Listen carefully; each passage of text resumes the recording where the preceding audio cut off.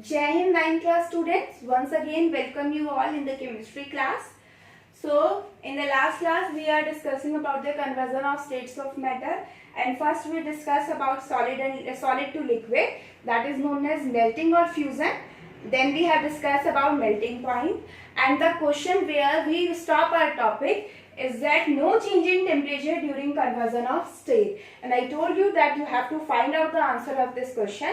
Now let us see that your reason and my reason will match or not. Okay, so I told you that there will be no change in temperature during the conversion of state, like the freezing point of water is 0 degree Celsius and the melting point of ice is also 0 degree Celsius. Now how is it possible that water freezes at 0 degree Celsius and water melts at 0 degree Celsius? But this will happens only when the conversion of state will there. मतलब तभी तक होगा जब तक all the ice will not convert to water or all the water will not convert to ice. Once the transformation of the state will takes place, then only we will observe the rise in temperature. तो इसलिए हम कहते हैं only during the conversion of state there is no change in temperature. After solid is converted to liquid or any other form, और vice versa जब पूरा completely आपका transform हो गया, then we will observe the change in the temperature. अब ये ऐसा क्यों है, किस वजह से होता है, क्या हमें करना है, हमें कैसे समझेंगे हम इसको. ठीक है, अब आपने अगर आपको इस चीज को देखना है तो अभी तो थर्मामीटर नहीं होगा, otherwise we can see it with the help of thermometer. आप आइस लीजिए, आइस का टेम्परेचर नोट कीजिए और थर्मामीटर को उसमें रखा रहने दीजिए. जब until and unless all the ice will not convert to water, आपको कोई चेंज उसमें ऑब्जर्व नहीं होगा. मतलब वाटर मेल्ट तो, आइस मेल्ट तो हो रही है, but there will be no change in the temperature. अब क्वेश्चन यही अराइज होता है, क्यों ऐसा क्यों नहीं है.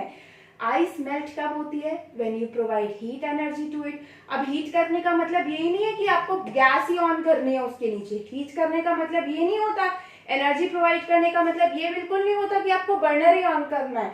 ऑब्वियस सी बात है, when you take out ice from the refrigerator, suppose refrigerator का टेम्परेचर 5 डिग्री सेल्सियस है, आपका रूम टेम्परेचर 30 डिग्री सेल्सियस है, तो ऑटोमेटिकली टेम्परेचर बढ़ गया, आपको बढ़ाने की जरूरत नहीं है, वो ऑटोमेटिकली इंक्रीज हो गया, वो ऑटोमेटिकली उसे एनर्जी मिल रही है. तो क्वेश्चन यही है that it will get the energy, energy तो उसे मिल रही है बट चेंज नहीं हो रहा टेम्परेचर में. अब ऐसा क्यों है, क्यों चेंज नहीं हो रहा टेम्परेचर में. ओके, सो अब हम देखते हैं ऐसा हमें क्या है कि हमें वो नहीं ऑब्जर्व होता. ठीक है, चलिए इस चीज को हम समझते हैं थोड़ा एक अलग तरीके से. मैंने एक बच्चे को 100 रुपीज दिए. ठीक है, अब उस 3 थे. ठीक है, मैं थी, एक बच्चा ए था और एक बी, 2 बच्चे थे, कोई भी 2 students are there. I have to share 100 rupees with B. मुझे किसके साथ शेयर करने हैं, 100 रुपीज बी के साथ शेयर करने हैं. बट वो मेरे से बहुत दूर है. ठीक है, बी जो है वो मेरे से बहुत दूर है, मुझे वहां तक जाने में टाइम लग रहा है. तो मैंने क्या बोल दिया, मैंने ए को दे दिए कि बी को दे दो वो आप पैसे. ठीक है, तो अब होगा क्या. ठीक है, अब सपोज करो मैंने तो दिए हैं ए बी को ही, मैंने तो मेरी तरफ से तो बी को चले गए ना. अब सपोज करो कि मैंने जो 100 रुपीज दिए वो ए ने कहीं स्पेंड कर दिए. ठीक है, ए ने कहीं खर्च कर दिए, उसे पसंद आ गया कुछ, उसने ले ली, उसने कुछ खरीद लिया उसका. इसका मतलब अब मैंने जब बी से पूछा, मैं बी के पास गई, ठीक है, कुछ टाइम बाद, एंड आई आस्क्ड बी कि आपको वो पैसे मिले क्या, आप मुझे दिखाइए, मुझे वो पैसे वापस चाहिए, आप मुझे दिखाइए आपके पास पैसे का है. तो बी क्या दिखा पाएगा, वो 100 रुपीज नहीं, क्योंकि उसके पास है ही नहीं, क्योंकि वो पैसे उसके पास पहुंचे ही नहीं. पहुंचे क्यों नहीं, मैंने तो अपनी तरफ से दिए ना, लेकिन बी के पास वो गए नहीं. तो आप इसे समझो, आपने तो फ्रिज से बाहर निकाल के आइस क्यूब को टेम्परेचर प्रोवाइड किया ना, but that temperature is not observe in the thermometer. यही तो है क्वेश्चन. आपने तो, जैसे मैंने बी को पैसे दिए पर डायरेक्ट ना देके मैंने ए के थ्रू, मैंने कोई इंटरमीडिएट बना दिया. ठीक है, अब ए को जरूरत होगी उन पैसों की तो उसने खर्च कर दिए, लेकिन मैं तो डायरेक्ट बी से पूछूंगी ना, मैं ए के पास नहीं आऊंगी. तो एक बार के लिए बीच में मिला, बस मुझे ए की जा रहा था, वहां पकड़ा दिए. तो यही चीज हो गई ना, मैंने आइस क्यूब को फ्रिज से निकाला और मैंने उसे टेम्परेचर मतलब उसका इंक्रीज तो किया, लेकिन वो आइस की मैंने जब थर्मामीटर से देखा तो वो चेंज मुझे ऑब्जर्व नहीं दिखा, वो इंक्रीज मुझे ऑब्जर्व नहीं हुआ. ऐसे ये पर कि मैंने पैसे तो दिए लेकिन वो ए ने कहीं खर्च कर दिए तो वो बी के पास पहुंचे नहीं। तो ये जो ए है ना जिसने खर्च किए, इसी के बारे में हमें पढ़ना है। इट मीन्स आपने आइस को बाहर निकाला, आपने एनर्जी भी दी, 5 डिग्री से 30 डिग्री पे लेके भी आए, पर चेंज नहीं हुआ टेम्परेचर। इट मीन्स कुछ ना कुछ खर्चा जरूर हुआ है, इसी वजह से आपको वो दिखा नहीं।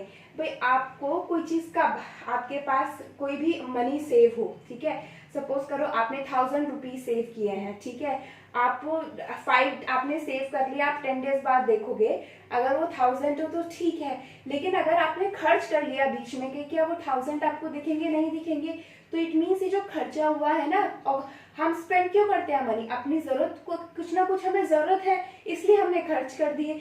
इट मीन्स ये जो ए है ना जिसने खर्चा किया, उसी के बारे में हमें पढ़ना है कि आपने टेम्परेचर इंक्रीज किया बट गया कहाँ वो टेम्परेचर, कहाँ गई वो हीट। तो यही इस क्वेश्चन का, इसी में इसका छुपा हुआ है आंसर, इस ए के खर्चे में ही छुपा हुआ है answer, and that answer is latent heat. Latent means hidden heat, क्या है, छुपी हुई एनर्जी के बारे में हमें पढ़ना है। जैसे यहाँ पर ये खर्च हो गई या उसने छुपा लिए, ऐसे ही we have to discuss about latent heat. Latent heat means छुपी हुई हीट। आपने तो टेम्परेचर बढ़ाया है, फ्रिज से बाहर निकाला है आइस क्यूब को, टेम्परेचर इंक्रीज हुआ है, बट आपको ऑब्जर्व नहीं हुआ, इट मीन्स वो कहीं छुप गई है वो heat, and that we heat, about that heat we have to discuss. Okay, so let us see कि वो छुपी हुई बैठी कहाँ है, या फिर उसने क्या खर्चा किया उस हीट ने जो आपने उसे प्रोवाइड किए। ओके बेटा, इसे ध्यान से समझना इस टर्म को, बिकॉज आगे ये जब हम लिक्विड टू गैस पढ़ेंगे, there also the same question will arise. Okay, तो अब हम देखते हैं, suppose any solid was there, ये इस तरीके से बना हुआ है, ठीक है, आपने सॉलिड, आपने इसका टेम्परेचर तो बढ़ाया, you have to convert it in this solid into liquid. आपने इसका टेम्परेचर इंक्रीज किया, but unless all the solid is converted into liquid, आपको कोई चेंज ऑब्जर्व नहीं हुआ। हुआ क्या होगा, वो हीट कहीं ना कहीं गई होगी। हीट करती क्या है, the heat that you will provide break the attraction of the particle by increasing their kinetic energy। अब आप देखो, यही तो खर्चा हुआ, और क्या खर्चा हुआ जिसकी हम बात कर रहे हैं। The heat energy that you are providing means आपने आइस को बाहर निकाल के जो 5 डिग्री सेल्सियस से 30 डिग्री सेल्सियस टेम्परेचर किया, उस टेम्परेचर से जो हीट मिली उसने क्या किया, द टेम्परेचर और the heat that you are providing is used to break the attraction between the particle. वो किस लिए यूज हो गई है, it is use to break the attraction between the particle. जब वो खर्च हो गई, जब वो यूज हो गई, तो आपको ऑब्जर्व होगा ही नहीं change. So this is the reason why there is no change during the temperature conversion, because the heat that you are providing is used to break the attraction of the particle for the conversion of state, unless when all the solid is converted into liquid, यानी सारा attraction break हो गया। अब जो आप temperature provide करोगे वो आपको राइज होता हुआ दिखेगा, वो आपको थर्मामीटर में ऑब्जर्व होगा, क्योंकि अब वो कोई अट्रैक्शन ब्रेक नहीं कर रहा, अब वो लिक्विड से लिक्विड में ही रहेगा। हाँ, लेकिन जब वो लिक्विड से गैस में जाना स्टार्ट करेगा, अगेन हमें कोई चेंज ऑब्जर्व नहीं होगा, क्योंकि अब लिक्विड से किस में जाना स्टार्ट हो गया, गैस में।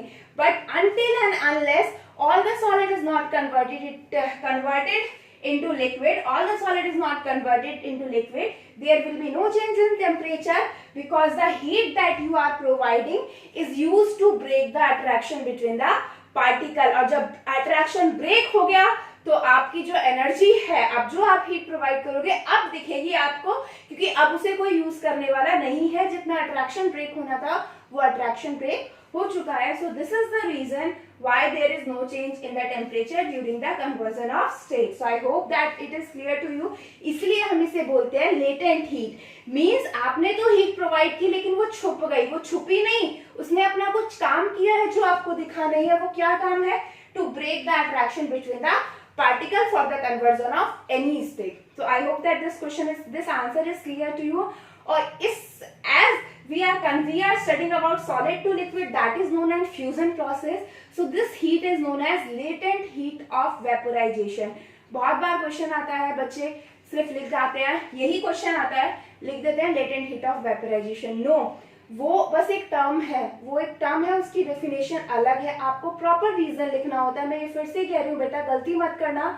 whenever this question will comes in to one mark question, जब आपको एक्सप्लेन करने के लिए 1 मार्क, तो आपको पूरा आंसर लिखना होता है. दैट अगर आपने लिखा है लेटेंट हीट ऑफ फ्यूजन तो वो ठीक है, बट हाफ ठीक है, उसके आगे आपको ऐड करना पड़ेगा the energy that you are providing is used to break the attraction of the particle. सिर्फ यही लाइन तो याद रखनी है. इसी हीट को हम कहते हैं latent heat of fusion.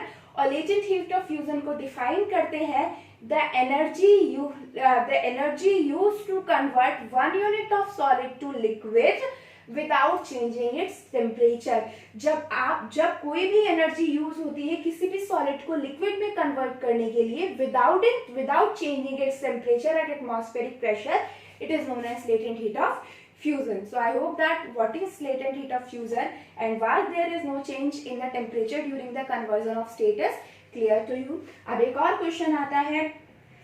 In your one hand, in your one palm you will keep ice cube and in another palm you will kept ice cold water. ज्यादा कूलिंग किस में होगी? दोनों का टेम्परेचर सेम है, आइस क्यूब का भी 0 है, आइस कोल्ड वाटर का भी 0 है, बट ज्यादा कूलिंग हमें क्यों फील होती है आइस में? रीजन वही है, because that ice takes the energy from our hand to break the attraction between the particle in the form of latent heat of fusion. तो आपके हाथ से एनर्जी गई, और जब एनर्जी कम होती है आपकी बॉडी से तो आपको ठंड लगती है. आपका जब टेम्परेचर कम हो जाता है, आपकी बॉडी टेम्परेचर जब लो होता है, आपका बॉडी का टेम्परेचर जब लो होता है, तो आपको थोड़ा ठंड लगता है. क्यों?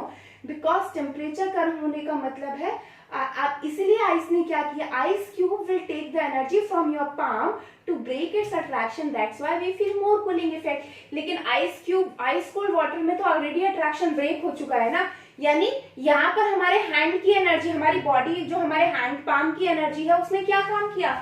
उसने ये वाला काम किया, it will break the attraction of the ice cube. लेकिन जो आइस कोल्ड वाटर है उसमें ऑलरेडी अट्रैक्शन ब्रेक है, तो वो इतना एनर्जी नहीं लेगा हमारी बॉडी से. But ice cube will take the energy from our palm in the form of latent heat of fusion. So ice cube, because of ice cube, we feel more cooling effect. So I hope that this solid to liquid is clear to you now. Okay. So now next is liquid to gas. Next state is liquid to gas.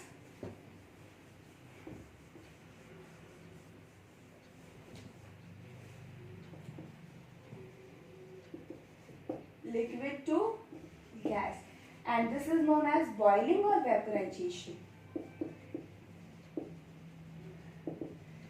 तो यहाँ से जैसे हमने melting point को define किया था, we are going to define boiling point also. बेटा, the temperature at which a liquid changes to gas और वेपर ही हम कहेंगे, बिकॉज लिक्विड अगर रूम टेम्परेचर पे है, वेपर एट एटमॉस्फेरिक प्रेशर, और you can say that the temperature at which a liquid start to boil at atmospheric pressure is known as boiling point. ये atmospheric pressure, ये जो atmospheric pressure का जो mean है, I think I have already discuss it with you. What do you mean by atmospheric pressure? तो this is a boiling point. Simple है, liquid से gas में कन्वर्ट करने के लिए आपको क्या चाहिए?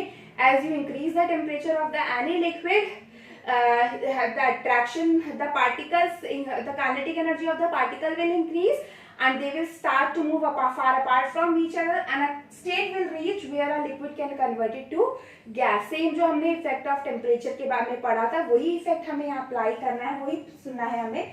बट इसमें जो इम्पोर्टेंट चीज है वो यही आता है, यहाँ पर जैसे हमने फ्यूजन में पढ़ा लेटेंट हीट ऑफ फ्यूजन, यहाँ पर भी होता है latent heat of vaporisation. Latent heat of vaporisation. अब ये लेटेंट हीट ऑफ वेपोराइजेशन का मतलब क्या है बेटा? Means the conversion of any liquid to gas without the energy which is required to convert 1 unit of liquid में क्या कह रही हूँ, कोई भी यूनिट हो लिक्विड की, कोई से भी अमाउंट में आपने मेजर किया हो, the amount of energy required to convert 1 unit of liquid to gas without changing its temperature, उसे हम क्या बोलते हैं बेटा, latent heat of vaporization. Example है, वाटर को हीट करिए, टेम्परेचर इंक्रीज होगा, but a time will reach where we will not observe any rise in temperature, यानी कि 100 डिग्री सेल्सियस के बाद, बिकॉज वाटर का जो बॉइलिंग पॉइंट होता है दैट इज 100 डिग्री सेल्सियस, और वाटर जब बॉइल हो जाता है कंप्लीटली, मतलब वो 100 डिग्री सेल्सियस पे पहुंच जाता है, उसके बाद हमें कोई चेंज ऑब्जर्व नहीं होता. ये इसीलिए उन्हें है because after reaching to 100 degree Celsius, the energy that you are providing is used to convert that liquid to vapor. पहले हो रहा होगा वेपर में थोड़ा बहुत कन्वर्ट, लेकिन एक्चुअल वेपराइजेशन कब स्टार्ट होता है, जब लिक्विड बॉईल करना स्टार्ट हो जाता है.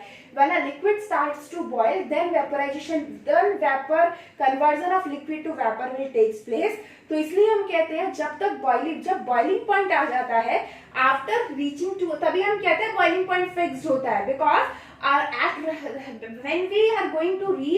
when we reach at the fixed boiling point of any liquid, and if you increase any amount of temperature, you will not observe any kind of increase in temperature. ये वही question हो गया, no change in temperature during the conversion of state. यानी आप water को fridge से बाहर निकाला, कोई चेंज ऑब्जर्व नहीं हुआ टेम्परेचर में, लिक्विड में कन्वर्ट हो गया पूरा, तब चेंज होना स्टार्ट किया, आप हीट करो, टेम्परेचर चेंज होता जाएगा, एक बार 100 डिग्री सेल्सियस पहुंच गया, फिर टेम्परेचर में चेंज होना दिखना बंद हो गया.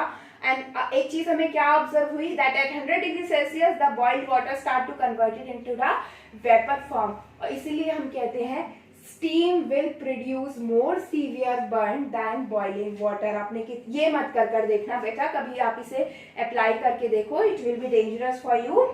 ठीक है, आइस कोल्ड वाटर तो ठीक है हमने देख लिया, बट ये मत करना. बट आपने होता है, कई बार हमारे साथ हुआ है, आप फील करोगे अगर आपके हाथ पे कहीं बॉइलिंग वाटर गिरा हो और आपकी बॉइल्ड वाटर से आपको बर्न कॉज हुआ हो, और एक आपको स्टीम मतलब वेपर से बर्न कॉज हुआ हो. जो स्टीम से बर्न कॉज होता है that will be more severe, एकदम से रेडिश हो जाता है. तो उसका रीजन क्या है, बिकॉज आप जो एनर्जी प्रोवाइड, आप 100 डिग्री सेल्सियस पे वाटर बॉईल होने लगा, आप टेम्परेचर प्रोवाइड कराते जा रहे हो, अब वो चेंज तो नहीं हो रहा, बट वो टेम्परेचर अब यूज किस लिए हो रहा है, that temperature is used to increase the kinetic energy of the vapour particle. तो इसलिए हम कहते हैं स्टीम के जो पार्टिकल्स होते हैं उनकी काइनेटिक एनर्जी बहुत ज्यादा होती है. काइनेटिक एनर्जी ज्यादा होगी तो जब भी आपकी स्टीम मतलब पार्टिकल आपके हाथ से टकराएंगे, तो आप देखो जब आपसे कोई चीज टकराती है तो आप एकदम से धक्का लगता है, और यहाँ तो वेपर्स के पार्टिकल आपसे टकरा रहे हैं जिनके अंदर बहुत सारी एनर्जी है, so that why it will produce more severe burn. तो बेटा कंफ्यूज होने की जरूरत नहीं है, स्टीम से ज्यादा सीवियर बर्न इसलिए प्रोड्यूस होता है because steam particles have more kinetic energy in the form of latent heat of vaporisation. So I hope that this latent heat of vaporization is also clear to you now. Okay, conversion में कुछ नहीं बताना, मैंने आपको पहले ही temperature का effect बता दिया है. अब हम रिवर्स चलते हैं. ओके, रिवर्स में हम देखते हैं, अच्छा सॉलिड टू लिक्विड हो गया, लिक्विड टू गैस हो गया. अब हम पहले लिक्विड टू सॉलिड देखें और फिर हम क्या देखते हैं, गैस टू लिक्विड. अब हम चलते हैं रिवर्स बेटा. रिवर्स में मीन्स सॉलिड से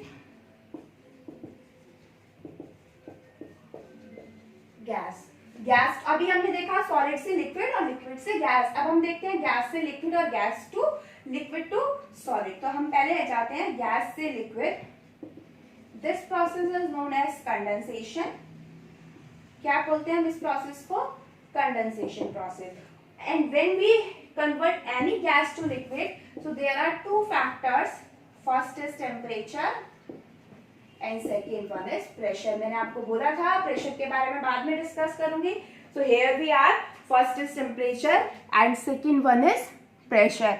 सो let me discuss about temperature and pressure effect. Temperature आपको पता है, when you decrease the temperature of the gaseous particle, इसका मतलब आप उनकी काइनेटिक एनर्जी को क्या कर रहे हो, डिक्रीज कर रहे हो. When the particles kinetic energy will decrease, they start to come closer together and a stage will reach where they will convert it into the liquid. या उनका क्या हो जाएगा, कंडेंसेशन हो जाएगा। तो टेम्परेचर का इफेक्ट तो हमने पहले पढ़ा हुआ है कि टेम्परेचर डिक्रीज करते हैं तो it will result in the decreasing in the space between the particle, और वो किस स्टेट में आ जाएगा, लिक्विड स्टेट में आ जाएगा। इसके लिए मैंने आपको एक पहले एक एग्जांपल भी बताया था that when you keep a glass containing ice cold water on your table, after some time you will observe some water droplets on its surface। बताया था या नहीं बेटा, ice cold water है और कुछ टाइम बाद आप देखोगे वाटर ड्रॉपलेट्स आ जाती है। तो वो किस वजह से था, ये वाटर ड्रॉपलेट्स किसकी थी, the water vapours which are present in the atmosphere. तो होता क्या है, the water vapor which are present in the atmosphere when strike to this ice cold this glass which contain ice cold water, these water vapor particle decrease their kinetic energy। क्यों decrease किए, क्योंकि उन्हें एक ऐसी surface मिली जहां का temperature कम है। so when they will strike to the surface of this glass which contain ice cold water, they will lose their kinetic energy and converts into the liquid, यानी कंडेंसेशन होगा, इसलिए आपको लिक्विड ड्रॉपलेट लिखेंगी। तो temperature के बारे में तो हमने डिस्कस किया था। Let us discuss about pressure also which is very much important here. इसे हम बहुत सिंपल एग्जांपल से समझेंगे जो आपको क्लियर हो जाएगा।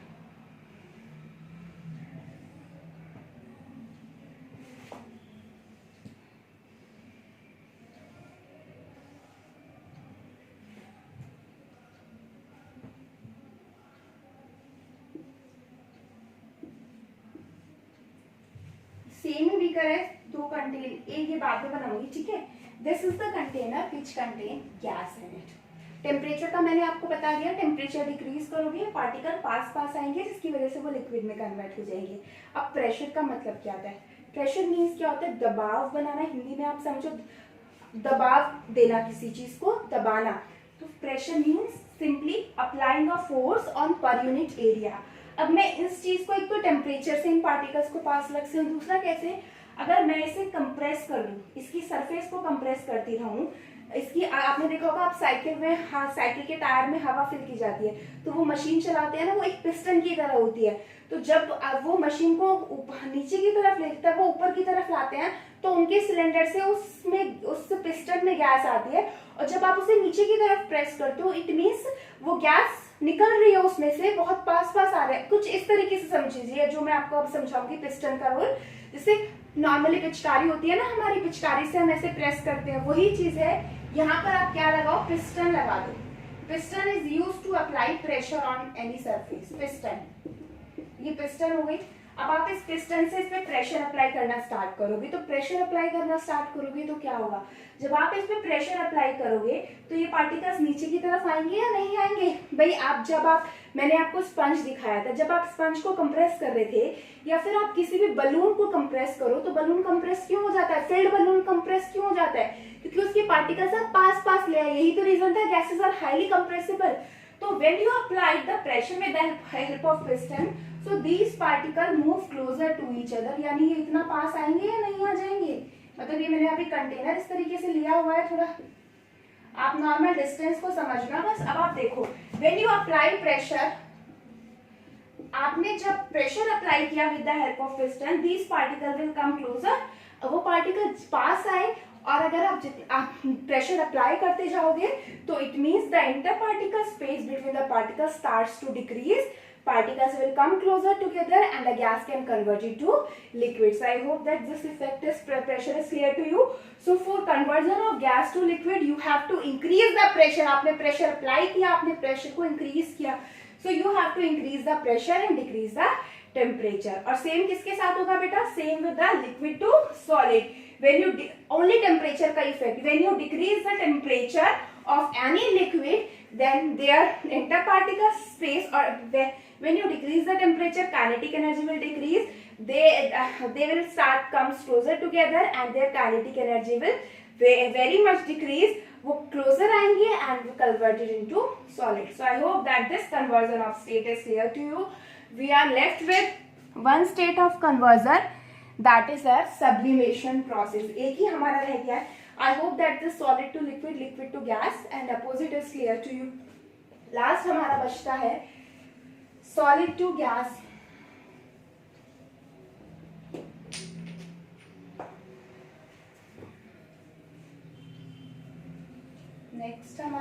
बेटा, solid to gas, that is known as sublimation. ये हमें बहुत इंपॉर्टेंट पढ़ना है। और इसका उल्टा भी मैंने आपको बताया था, opposite, that is deposition. Sublimation, sublimation means क्या होता है? Conversion of any solid to gas without changing to liquid.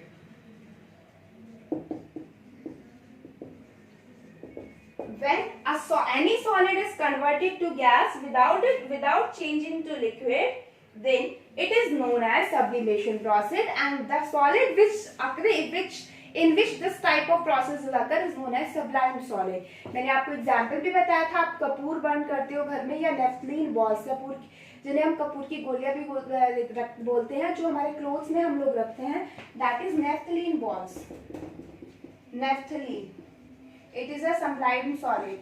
Ammonium chloride NH4Cl, बहुत सारे एग्जाम्पल आपको मिलेंगे। नेफ्थलीन NH4Cl, इसमें क्या होता है? इट मीन्स इनका पार्टिकल का अट्रैक्शन जो होता है सॉलिड में वो इतना ही कम है। मतलब जो मैंने आपको बताया था, all the solid does not have same type of attraction. तो इनकी जो प्रॉपर्टी है वो कुछ ऐसी है कि आप इन्हें जरा सा भी टेम्परेचर इंक्रीज करोगे, they will directly change into the gas without changing to liquid. बिना लिक्विड में चेंज हुए डायरेक्टली किस में चेंज हो जाते हैं? गैस में। और अगर आप इन्हें दोबारा से कूल करो, दोबारा से कहीं डिपॉजिट करो, तो वो गैस से किस में आ जाते हैं? सॉलिड में। जैसे ammonium chloride, I will perform this experiment in the lab. मैं आपको दिखाऊंगी अमोनियम क्लोराइड का सब्लिमेशन एंड डिपोजिशन, दोनों चीजें। Okay, so I hope that the sublimation, इसमें हमें कुछ ऐसा नहीं पढ़ना है, सिर्फ हमें ये पढ़ना है, एक दो एग्जाम्पल और डिफिनेशन। अच्छा, इसका एक बहुत एग्जाम्पल है, that is dry ice. Dry ice, I hope that you have heard about it. Dry ice, एक और इसका एग्जाम्पल है dry ice.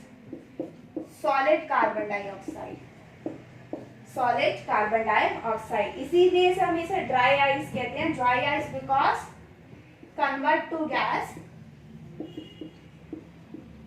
CO2 without changing to liquid. इसलिए इसे ड्राई आइस बोला जाता है, चेंजिंग टू लिक्विड।